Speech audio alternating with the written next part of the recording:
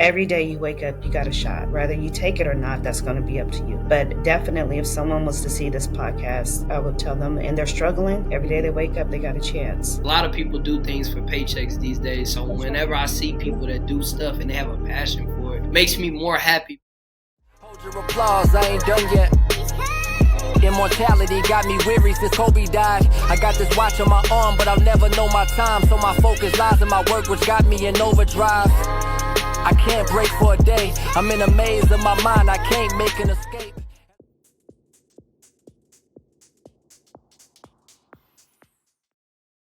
Alright, so we back at Decoding Two Sides of the System. I'm here with Tylea. She's a drug and alcohol counselor, has her own practice with her own nonprofit. Constantly like helping out a lower income family. So I'm very, very excited to meet her and have her on. So welcome to the show. Thank you.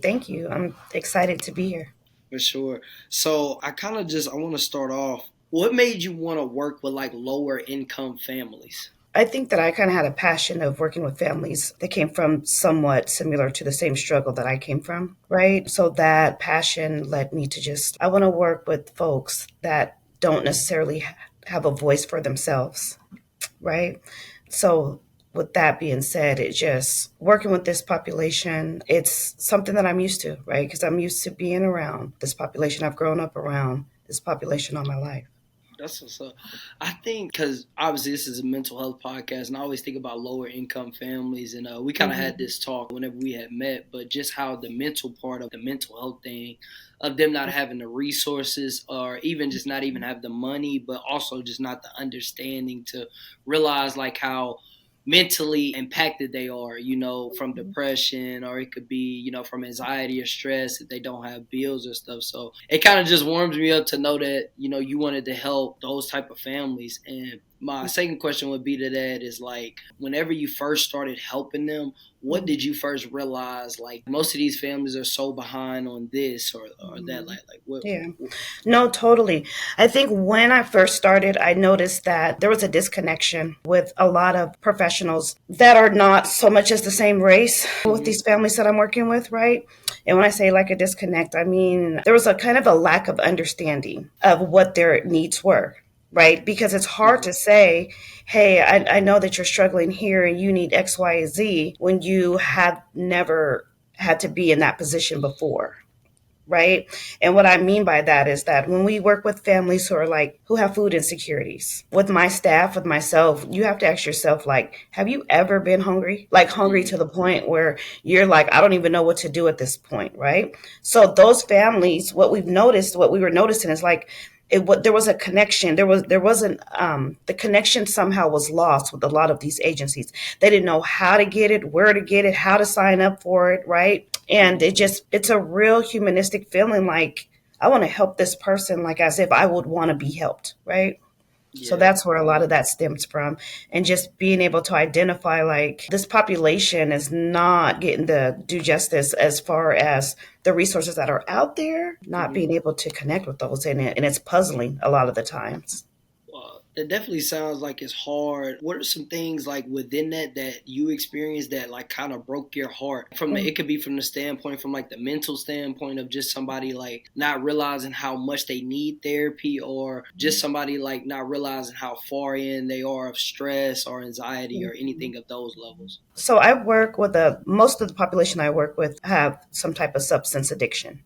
Right? Okay. So when we talk about substance addiction, a lot of the times the piece that's missing in treating that substance addiction is also the mental health piece. And it's hard for an individual to say like, hey, I'm using this substance, but I also need help, right, with anxiety, depression, and X, Y, and Z. Some of the cases that I see, especially that touch my heart, would have to be the guys or ladies who come out of the prison system, being that they may go in there with an addiction, right, and they may not necessarily get into the drug court or get into the treatment program that they have there, right? So here we are with this person who's been in jail for however long, gets out, ends up right back where they were or worse off because they never received that type of treatment. And then we also say like, okay, so what's going on with the mental health side of it? I know for my own opinion, and this is simply my own opinion, Addiction, I feel that addiction stems from either physical pain or emotional pain, right?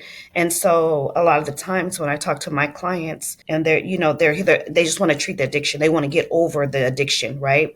But I tell them it's a holistic approach. You've got to get the mental health piece. It has to be a wrapped up package, right? Eating right, exercising, treating the substance, and also treating the mental health part of it. Right, man. I totally agree, and I like how you said just the definition of that, like, which is not the definition, but the emotional and the other side of pain. So I definitely agree with that. And just like the people that I know, people that's coming out of like being incarcerated, like I have family, and like my main advice to people that I talk to, even if it's for friends or something, is you got to believe in whatever foundation you have for yourself in order to get you back on your road. Like you can't just say, oh, this is my problem, I'm going to attack it, not knowing it's the steps. The steps come from the mental health, and also just somebody learning you and teaching you just how to lay a brick at a time. Like I kind of phrase it to where when somebody is saying that they're addicted to something or they can't let something go, I'm like, well, there's no way you can just get in a car and drive exactly at the destination where you know where to go if you have no history of knowing what it takes to get there. Absolutely. It sounds good to do it, but at the end of the day, there's miles to go in the car. You got to take off these. You got to get off the road. You got to do so. All that coexists with you getting to your goal. And my thing is, it has to be layered by somebody to help you walk or drive on the right path. So I most definitely agree with that. I think as far as like people being incarcerated, how do mostly people take into account how much they need mental health? They don't. Oh, okay. They don't. And especially in our culture, because it's not talked about, right? A lot of times, if you grew up in a household where your mental health, and if you are going through any type of mental health crises or those symptoms are showing, and you had someone as a caregiver who paid attention to that and nourished that and helped you figure that out, you were blessed, right? But a lot of us don't come from that. We come from spaces where we don't talk about therapy. We don't talk about what it looks like to be depressed, right? Depression, girl, you don't get up and go do something with yourself. You see what I mean? So we have all of these ways of being these strong ass people, but no clear cut way of how to really take care of self when it comes to things like the mental health aspect of it, right? So like when I get clients and they have no idea, sometimes I have to define what it looks like, those mental health issues that may be coming up when we're going through an intake or we're going through, an assessment. And I'm asking, and it's not just the PHQ-9, which I despise, but that's my own opinion, right? Where you're just kind of going through these. Did you feel bad today? How many days today did you feel? You know what I mean? Instead, it's asking them questions like, how long was you on the couch watching Netflix? Right? Did you not eat today? What made you not want to eat? Right? You've got to be able to pull that information, because many people, they don't know what it looks like. They think that it's damn near normal. You know? And I think I'm gonna just go on two things that you said. First off, in our culture, I think it is so crazy that we don't prioritize mental health whenever we need it the most. With people dying, with you got racial profiling with cops, you have women being abused, women not even getting the right rights and stuff like that in our community, and from both sides. Like, it's hard to be a black woman, it's hard to be a black man. You know what I'm saying? So I found it crazy in that most of our population or race, we have the stigma of we come from the gutter or we come from the trenches, you know what I'm saying? So it's just crazy to me that all that goes into there with the shootings, the killings, the drugs, and just everything that's around those areas, that mental health is not in our culture more than any other culture in the world, to me, because and we need it. It's daily, you know what I'm saying? So I 100% agree with you with that. The second thing I want to talk about is I totally agree too when you said the assessment. And I hate, especially being in psychology, and I hate when people talk to people from a checklist. Oh, yeah. And they ask them a checklist questions, and I'm like, You got to understand, because people are not going to be so receptive to talk to you, to open up to you, if you're just treating them like they're a piece of paper. So you got this.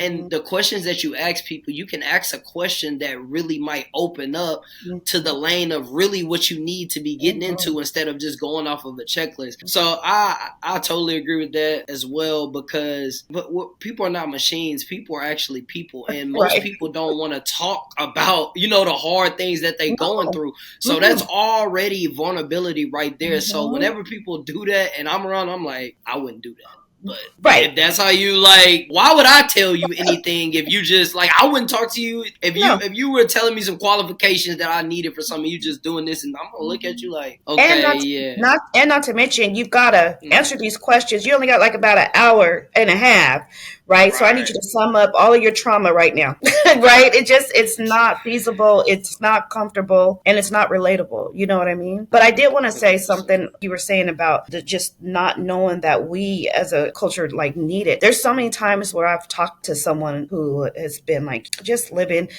life, and they're just like, I'm just making it out here, but they've been in gang violence, gang wars, been in prison many years, and that alone comes with its own set of trauma, right? To have to be in a gang, to have to watch where you go to the store, to watch where you're going, to just go feed your kids. Pulling up to a red light, like red lights to get people inside. Right, and no one says that is some PTSD right there. Like all signs are reeking like, oh my God, this person's living a life of trauma that needs some type of treatment as far as mental health. They don't offer that, and they're not offering that to the people in prison. They're not offering it to our children who are having cousins and brothers and uncles and aunts, you know what I mean, shot and killed in these streets. It's tough. It's really tough. That's why I said, if you grew up in a household where mental health was talked about, even if you can start talking about it or talk about it, man, it's a blessing, because it's not something that's seen. 100%. I think even more to tap into that, like a lot of people, even when you have people that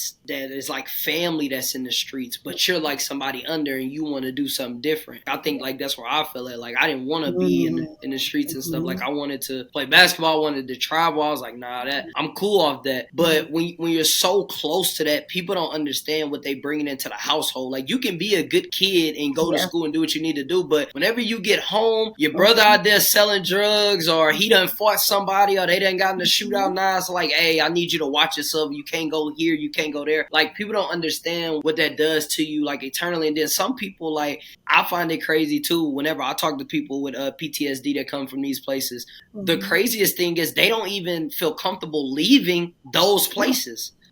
So you have post-traumatic like whenever you replay it back and let them hear what they saying, because some people don't really like take into account. I'm like, so you mean to tell me this is how you feel on the daily whenever you leave your house? Yes. But if I say you need a vacation out of this place, you like, nah, this is all I know.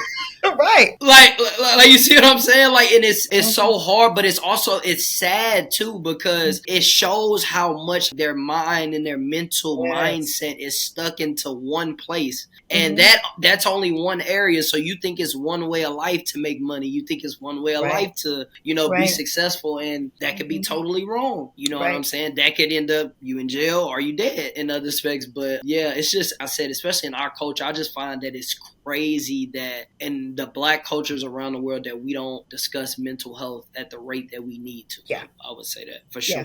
I agree with you.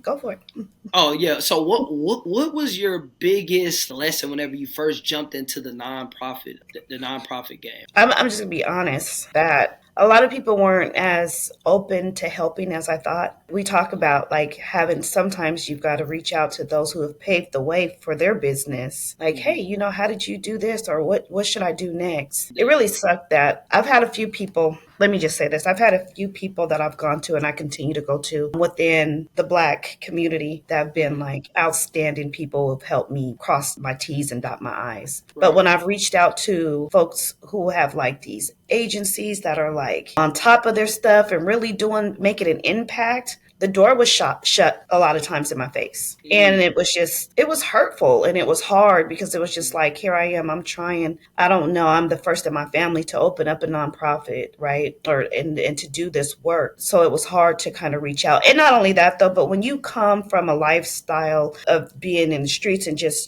because I had a whole life before I got into this position and just being a drug and alcohol counselor, it's hard to reach out for help. It's hard to reach out for help. And when you ask for help and someone's like, yeah, no, I don't know, you need to go, I don't know what you got to do, but we don't want to talk about that right now, right? It almost makes it hard and difficult for you to keep asking for help. So I think that was the hardest, of just knowing, like, okay, the business aspect of it. Everything's not just, it's not so, because you think nonprofit, you like, everybody wants to help with nonprofit stuff, right? I'm Right, helping the right. community. This should be a no-brainer. But in all reality, it's a business. And Mm. you've got to look at it from a business standpoint, and it's competitive. And I thought that I didn't realize that. I didn't realize that at the time. But I think that was just the hardest part for me, other than just making sure all your paperwork is in line. Right? Right, for Not sure. messing around with those feds, man. You got to make sure Man. all your paperwork is in line. Man, that's crazy. Hearing that too, I always find it like crazy, especially like whenever you jump off, the porch to do what you want to do, just the trials and tribulations that you go through in your business. That doesn't make you who you are today within the business, like learning, going through those hardships Mm-hmm. and stuff like that. I think people skip that whenever they want to do something. Like, you think you want to help, but you don't know some Yeah. process before Yeah. you can even help.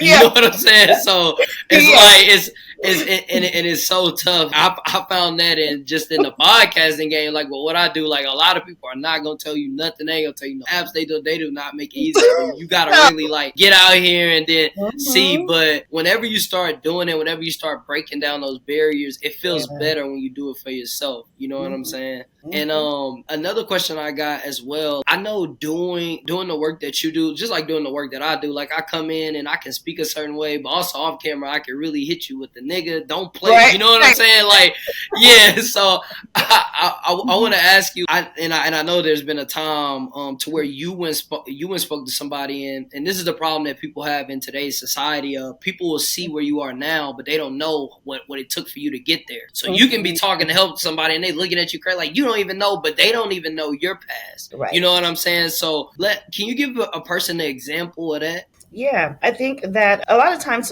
we work with a population who they don't like to be vulnerable, right? And they don't like to talk about what they're going through at all. So you've got to be, of course, you're going to come. The approach is always to be professional, right? Because it's your name on the line, it's your character. But then there's those times where you meet a client and you're like, man, this cat remind me of my mama, or this person remind me of a family member, and Right. the conversation, the dialogue will change, right? Mm-hmm. And it's only because what you're doing in that sense is that you're being relatable. You know what I mean? I've got to allow myself to be vulnerable with you in a bit to where I can relate to you, so you can actually want to hear what I have to say, right? Because we can talk the talk of, and use a bunch of professional words and do all that. And we call it the clinical. I can be clinical with you all day.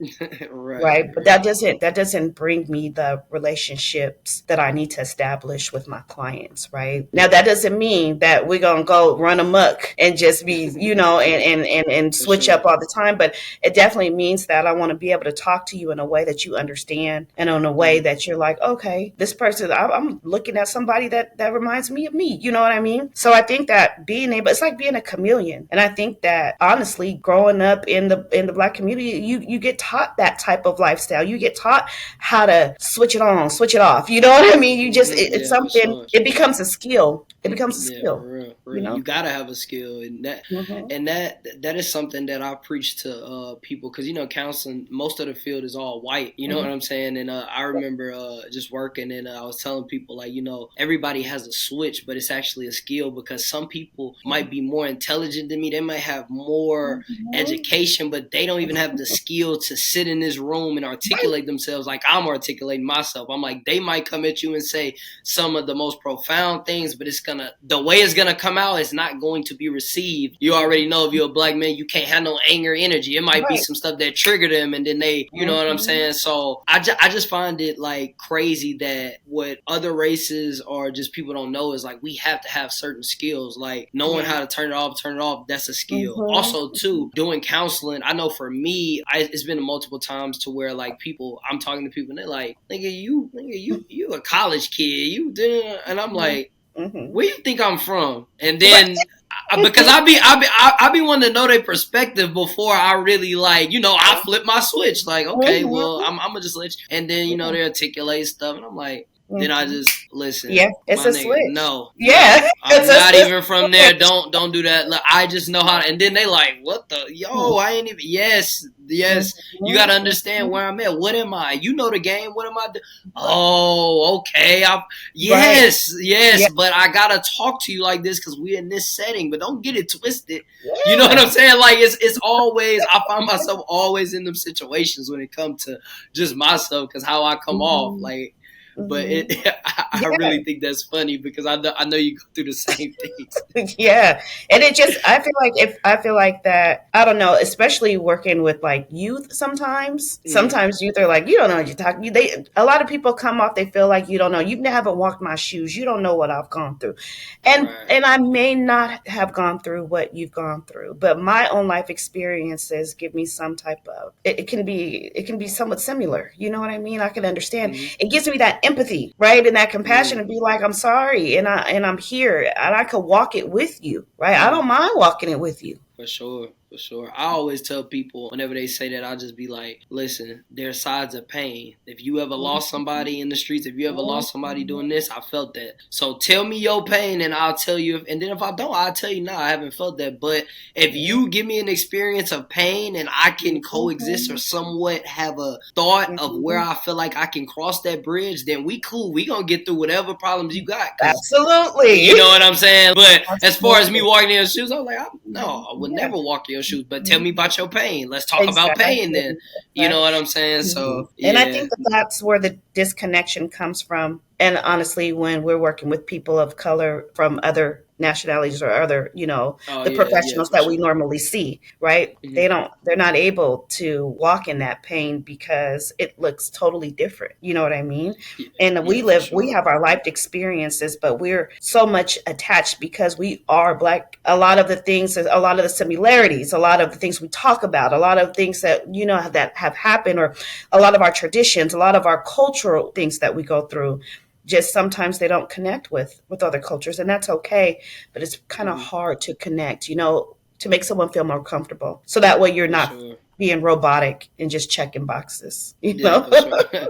No, it's crazy. I remember working, and I had a case, and I had to work with this kid, and all my partners, or the people that I was working with, like within my team, they're predominantly white, and the kid was Mhm. predominantly Black. This is some stuff that I wasn't even supposed to be on qualified or something, but I just took a look, and I was like, I never said anything, but I'm just looking at the case just because I just want to study the case, and then we can't get to him. Do you think that you can go talk to him? And I just remember like walking in, and I was talking to him, but the way that I was talking to him, they were like, "Wow, that was amazing," and I'm like, Mhm. "Dang." I didn't realize whenever I first got into counseling how special just being able to articulate and bring somebody from either Mhm. my race or another race, but to a Yeah. point to where I can articulate it and I'm 100% real, cut, Mhm. unthroat, whatever. And I feel like sometimes a lot of, which some can, I know some very great therapists, but some they just try to scoop into a level that is just not them personally, and how Yeah. it comes off, they thinking it's Mhm. like, oh no, I did it, and it's like, Mhm. nah, your tone, that's not gonna connect with nobody. You know what I'm saying? Yeah. And Totally. it's a hard balance. It's a very hard Mhm. balance, but that's why I feel like Black counselors are needed in the world so much, Yeah. because a lot of people Mhm. are not gonna be able or even want to articulate to some people. Yeah. You know what I'm saying? Mhm. Everybody know that mode of, man, you don't even come where I Yeah. come from. It's like an auto switch before you even say a word. Mhm. So you just Mhm. like on thin ice. You know what I'm saying? Yeah. It's crazy. Totally. It's crazy. What is something that you would tell your future self whenever you first started your nonprofit? What's some advice you would give your future self before you first even started your nonprofit? That I would have told my future self before starting, Mm-hmm. that just because you have a nonprofit doesn't mean that you're going to get a grant. That's just the truth, right? And that and to just stay at it. Don't give Mm-hmm. up. Just stay at it, right? And that's really what it is. It's the grind of it. You got to stay at it. You can't. You've got to. Things will come and things will go. Your opportunities, will come up and then they will go. But at the same time, you just got to stay persistent. I like that. I like that. I want to know, what advice would you give to someone that goes through the things that you work to do, the substance and abuse? Like, what advice would you give to someone that's going through that? If they see this clip or something and they have a substance abuse or things of that nature. I would tell them that every day they wake up, they can change. Every day you wake up, you can change, right? That is not a lost cause. What they say, Rome wasn't built in a year, right? And I mean, just give yourself grace. Every day you wake up, you got a shot. Whether you take it or not, that's going to be up to you. But definitely, if someone was to see this podcast, I would tell them, and they're struggling, every day they wake up, they got a chance. So you've got to get some help. A lot of times I think for us, we tell ourselves like we're so strong, right? We were taught to be strong and to not cry and to not show emotion and to take care of yourself and make sure everything is okay. And like, you've got to put on this facade, like you got everything together. And when you're struggling with that addiction, man, it's not together. It's just not. For sure. I think just to add on to that too, I would tell somebody to just how you wake up and you tie your shoes, and it's going to be hard. Like, a lot of people want to tell you like, us, a process is a journey. Nah, I'm gonna give it straight to you. It's going to be hard. Granted, it's going to be a journey and a process too. But like, I don't be wanting people to overduck it. It's just like counseling. Like, as soon as I get to counseling, I talk to anybody. Hey, this is gonna be hard, right? Like, I want you to register that into your mental, because some people feel like, well, if I do the work, eventually it'll go. But I'm saying it's going to be a hurdle. You might slip and then it's going to be another hurdle. But if you just continue on the path, you will be successful. But you cannot rule out of your mind that this is not going to be hard. This is not going to be tough. And I don't mean the type of hard where you done had hard. No, this might be the hardest thing you ever had to overcome. But that's the challenge, to get over whatever substance abuse you have. You see what I'm saying? Absolutely. Hard, but can be done, right? Although you can't be cured from it, but you can definitely get you some skills and get into a place where it's no longer controlling all aspects of your life. But I agree with you. I let my clients know off the top, it's going to be hard. When my kids ask me, Mom, what's the tattoo feel like? It hurts, right? right. You gotta be direct. This journey is going to be hard because life is hard. Yeah. But what I do tell them is that when you are able to get the treatment for your substance addiction and you've got that sobriety, now you can face life with everybody else on the same terms. Like, you could tie up your shoes and get to the running line with everybody else now, right? During addiction, you stuck back there, you drag, you can't even come up to the race line and start with us. But now you can. And it's like you said, it's going to be hard. Life is lifey, man. It gets hard. Everybody gonna go through hard times. Yeah. And people sometimes think like, once I get this done, it should be okay. Once I get this done, everything else should be okay. It doesn't work like that. Nah, I think as well too. I love how you said you tell people it's hard as well. I think as far as just for people, like, I be wanting them to understand that every day you take a step is a day you won. Even if you don't get to where you want to go, because you're laying a brick. So it's 365 days in a year. If you lay a brick every day, eventually you're going to get to 365. You see what I'm saying? That's always my mental thing of talking to somebody. Oh, well, I was bad today. I didn't get but did you make the attempt to be better? And if they say yes, it's like, okay, you laid your brick. And now you know how many bricks you can lay in a day whenever you start getting better. I don't need to just lay one. I can lay 3 here. Eventually, until you get to whatever goal you have or that point to being your best self, that is the goal. You know what I'm saying? But I just find that people in life as well, too, like, a lot of people want to skip the reality of hard work or the reality of hard life. Like, if you don't do this, then this is going to happen. It's a cause and effect for everything in life. You make a decision, is going to come with something. If you want a goal or you want to be able to live a certain way, if you sleep and you ain't working, then that, I mean, it's just going to get farther and farther. You know what I'm saying? Like that, you said, like, that life stuff for sure. Do you ever do you ever find yourself like on your job feeling overwhelmed? And if you are feeling Oh, overwhelmed, what mental things that you have, what's your formula to get yourself back to being the best you? yeah, no, I'm a full believer in self care, full believer in self care. Mm-hmm. So things get overwhelming because in this field, you've got so much hope for the next person, right? The person, whoever you're helping, you end up treating this person, but this person ends up becoming somewhat a part of you somehow, and that's just the way it is. It's not just they don't just become a number and you're just throwing it away, right? So you got to remember that a lot of times you might wake up and that person has overdosed, or that person has Mm-hmm. had 5 years of sobriety and now they're back on the lam. Kids Mm-hmm. gone, running from the law. So that stuff hurts. It hurts. It hurts. And it's Mm-hmm. like, and you feel like you've done all this work and it's just for nothing. Somebody just Mm-hmm. came and just cracked the whole glass just because of that one overdose or that one person. And don't get me wrong, you continue to go on and move on from that. But at the time when you got to take care of yourself, take some time off. I'm always trying to read a good book, or I got kids, so I'm with my kids and my husband a lot, and we just do things that when I'm off work, I've got to remember to be off work, right? So I just Right. making sure I'm not answering those text messages or answering those emails, and just basically trying to tune out the world and just kind of focus on taking care of myself and making sure, like, even little stuff, like if I'm having a bad day, I'm going to go get my hot chocolate with almond milk and all this stuff in Mm. it, just Right. because it feels good. You know what I mean? And it For tastes good sure. at the time. But being able to take care of yourself, you have to, because like I know in the field of counseling, therapy, it's burnout. You get burnout. Yeah, you It's do a get real burnt out thing, for and sure. I see it happening Mm-hmm. more often than what people even know about it. Right?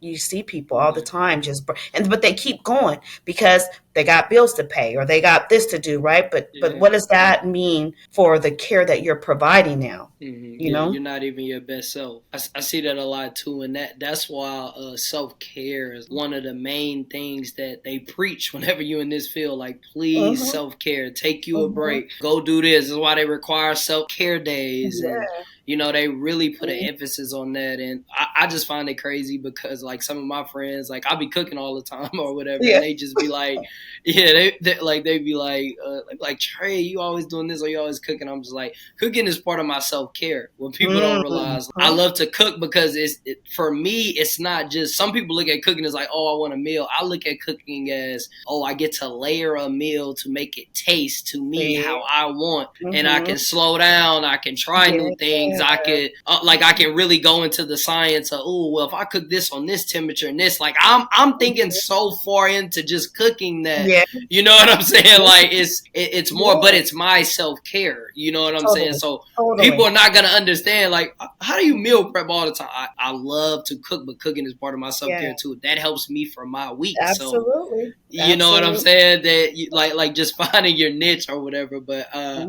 I love that. I love that for sure, for sure. So since you brought up your babies, I want to Yeah. ask you. So being a mother, what type of Uh-huh. motivation do they provide you in the work that you do? Oh my gosh. So much. So much, because the people that we work with, this is somebody's baby at one point in Mm, time. You know what I yeah, mean? So yeah. somebody's baby. So even when we get especially when when I have like a youth on my caseload, like, it's hard. It's hard to not want to sometimes cross boundaries and like want to go knock on somebody's door, like, what is wrong with y'all? You know what I mean? Yeah, for real, though, for You've real. got to kind of check your advocacy, because I'm an advocate. I will advocate for whoever, when I feel like they've got a purpose and they can move farther. I will advocate until I have no more breath in my body. But sometimes I have to check myself about that advocacy, especially with the youth, because you don't want to overstep your boundaries, and it's almost like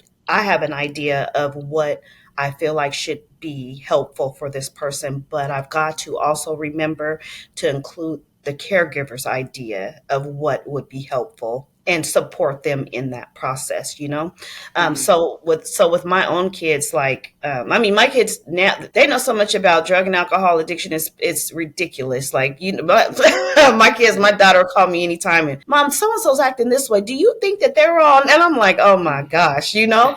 But I think it's important for your kiddos to know what's out there, right? Yeah, And sure. and honestly, you cannot start too early, because there are 13, 12-year-olds overdosing off this fentanyl. It is serious out here. Yeah, no, No. it really is. It really Mm-hmm. is. I think I preached that to. I ain't got no kids, but Mm-hmm. like my nieces and nephews, and just like the kids that look up to me.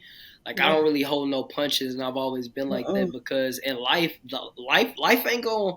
You can come from all these different backgrounds. Whenever you Yeah. step out in life, people gonna say, "I really don't care," and that's the hard truth because they're gonna be like, "Everybody go through something." Yeah. You know what I'm saying? So Mm-hmm. just because you a kid and you might be in a great situation right now, what parents Yeah. don't realize is if you're not teaching them, then now they're on some, oh, let me try this. It might not be that bad, or and now Mm-hmm. you're playing with fire because they don't even know Listen. what they get into.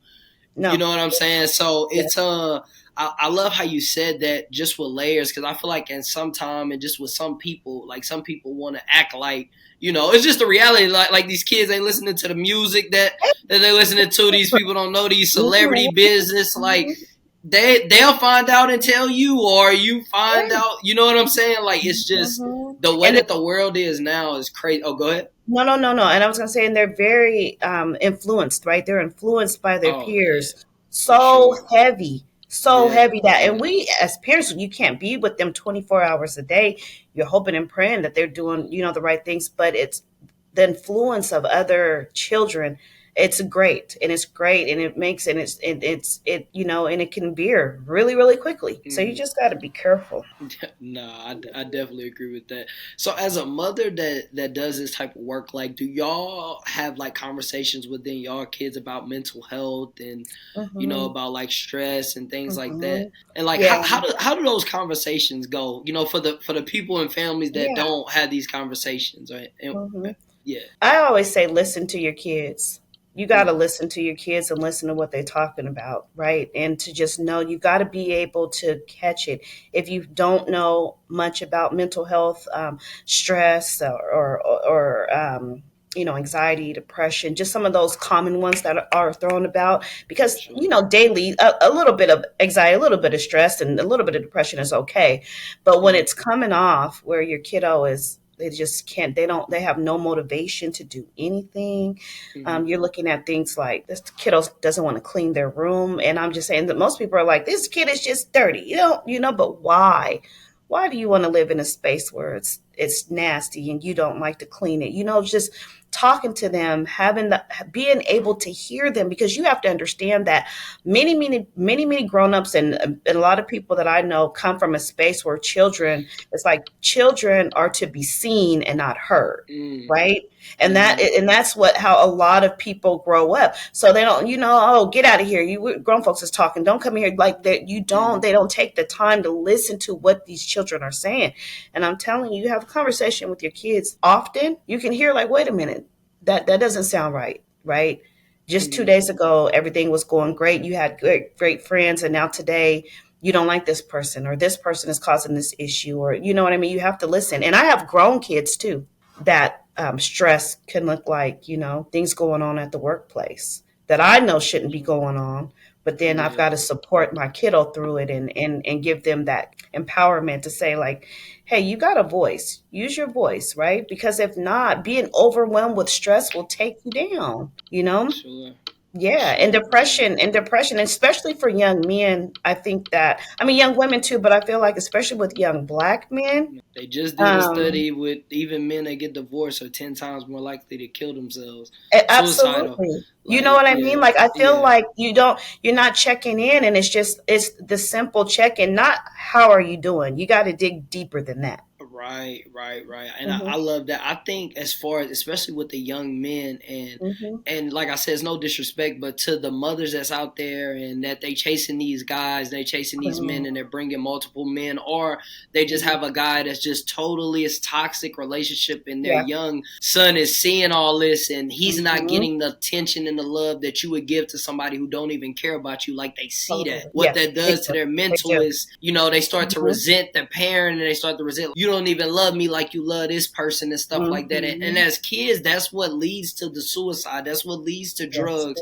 That what leads to them lashing out. And like you said, like I don't think a lot of people take a time to seeing kids but listening to them, because you see your kids all the time but you don't actually listen to what they say. And it will it will be really crazy if you ask your kid, like, what do you think about me honestly? And I'm not even gonna be, because the answers that will come out if you and I preach that to like parents that don't get enough like attention with their kids, or they feel like their kids don't open up. I say you can't have a household to where you're holding it to this crazy standard and then they're scared to talk to you, because once that leaves the house and then they go to other vices, you don't know who they talking to. You don't know what those kids or those the parents that they talk. You don't know what they doing. You know what I'm saying? And it's so important to create an open household. Like I ain't saying like letting everything go. You know what I'm saying?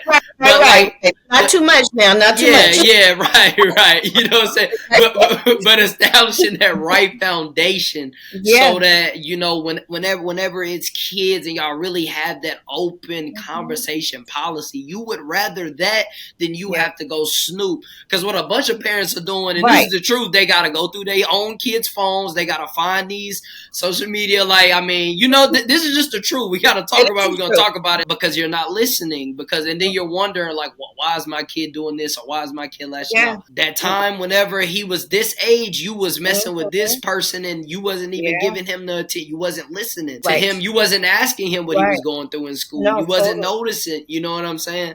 And that type of thing can shape a kid for their life, not just that opportunity. Because what if they make a mistake and they get locked up? What if they make a mistake and they fell out of school, or they get something on their record? Now they're in a different ball field within life. You know what I'm saying?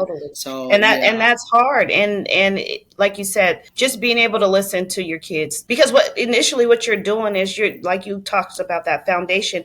Now you're setting the foundation that when your child, now that they are learning, when they get children of their own or whatever, or even friends, I hear my kids all the time, like, I just wanted to hear, just to listen to them. I was just there to listen. I just tell them I was there to listen to them. Right. But you are setting that foundation that it's okay. It's okay for you to come talk to me. I'm an authoritative figure in your life, but at the same time, I am a person. I'm human, baby, and I just want to hear what you got to say, Yeah, for sure. And I think too, another thing is, like, I always use this word whenever I talk to like my nieces and my nephews and just like people in my family or people that call me that really need help. I always say the word accountability. And I say accountability on both parts, because as a parent, you have a certain type of accountability to lay that foundation, to be there. And also you have to hold your kids accountable to who they are, not who you see them to be. I say that again, hold your kids accountable to who they are, not who you see them to be. If your kid is mad, disrespectful, and you got to check him at home and he's doing that outside, you can't have the mind frame of saying, this lady, like, you have to hold him accountable to who he is. You see what I'm saying? And I feel like a lot of people, whenever they're showing their kids these days or whatever, and it goes to the choices of life. Well, I have to work and I have to do this, but you still have that accountability to be a parent. You see what I'm saying? Oh, well, this ain't going good, but you still have that accountability, and both ways with the kids. Well, I was tired. We went ate last night and it was late. We had dinner last night. You're still accountable to go to school, listen, learn, and turn in your assignments. Like, we don't duck accountability, because in life, it's going to be, spiral. Like, you're not going to always have a perfect day, perfect time, time or whatever, No. because everybody lives don't coexist like that. Right. So Right. whenever I find parents like, oh, well, we got in late last night, so I'm not gonna wake him up to go to school. Nuh-uh. Because if he gets out late and he goes out to a club or something, he got to go to work in the morning, you're providing him an outlet. You see what I'm saying? And you're ducking the word that I always say, accountability. Hey, forget all that, son. Get up. You need to be up. You need to have your stuff done. So, yeah, I 100% agree with you with that for sure. Yeah, I like it. Sure. Accountability. It's a big one. And it's a lot of times that people, I feel like also that people have not been taught accountability. You know what I mean? So it's hard for them to kind of project that in their own household, but it can be learned. Just like I tell people all the time when they're going through treatment, you know, they're like, I don't know my values or what morals. You know, I grew up like this. I was in the streets and all this and all that. And I'm like, well, this is a fine time for you to define some, right? Let's get going. Man, what? Nah. It's been a very great episode so far. Thank you again for coming on. I knew this would be a great one. I got a couple more questions and I'm gonna let you go. Is there anything you wish people understood better about mental health? Yeah, that it's a real thing. That it's real. I think that a lot of people think that people use the term mental health as a crutch or just as a way to get coddled, and that's not it at all. Mental health is real. It's real. It needs to be talked about a lot more than what's being spoken about it. And please, for all the people out there, stay away from that damn PHQ-9. Throw it away. Get rid of it. I swear, I hate that too. I totally agree with y'all. I swear. I got a quick question for you, and then I actually want my one last one, then we'll be done. Okay. What do you look most forward with your business coming soon? Coming soon. So this year, 2024, we just got a lot of opportunities, apply for a lot of grants, and just making our whole reform to be specifically focused on substance abuse and addiction, mental health awareness, things like that. Because we love helping families connect to resources, but the need to provide behavioral health services is much greater. And that's what I'm finding. It's like a lot of the families, you may need help with food insecurities and X, Y, and Z, but there's something much more rooted that needs help with, you know what I mean? So just taking in, just being able to focus more on behavioral health stuff. I love that. What books do you recommend people to read just on anything that encourages growth?